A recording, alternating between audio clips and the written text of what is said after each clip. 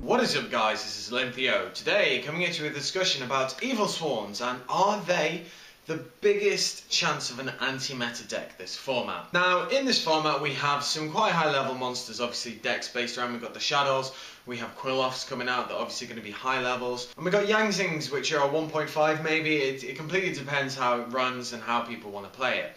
But there is no shortage of high level monsters in the game, and Burning Abyss are kind of the ones that are more centered around low levels and level 3, but obviously when the new tuner comes out then it's going to be level 5s or higher. What do all these have in common? They're using high levels. What monster really hurts? Orpheon. Orpheon hurts a lot of decks. Having access to such a monster that not only can it stop special summons of level 5 or higher, it can also search its own lance for the whole archetype. The card is really, really good. But one deck that can counteract it quite easily is Tellarknight. Now Tellarknights have a new card coming out that basically shits on Evilswarms because it destroys any of them and sends the card. I'll do another discussion on that later. But if we just look at Evilswarms and we look at the way that they can run and how they run, they might not be such a bad choice if you want a cheap deck to be kind of competitive. Because, as I said, you can block the special summons, level 5s or higher, which really hurts a lot of decks. Shadows do get hurt by that. You can search your own lance for the whole archetype, which is brilliant.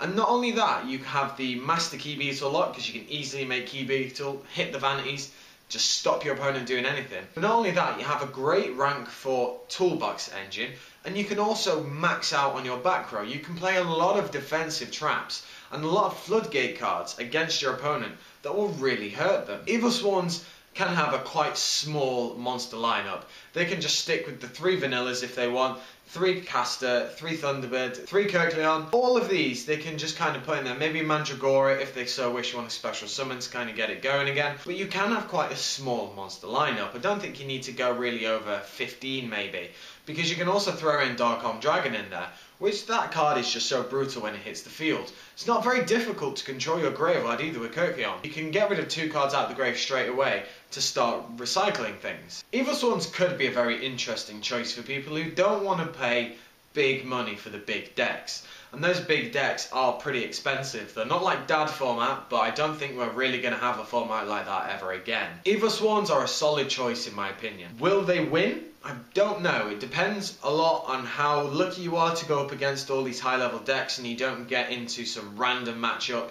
If you can avoid Tellarknights, then that would be good because they kind of really hurt Evilswarms.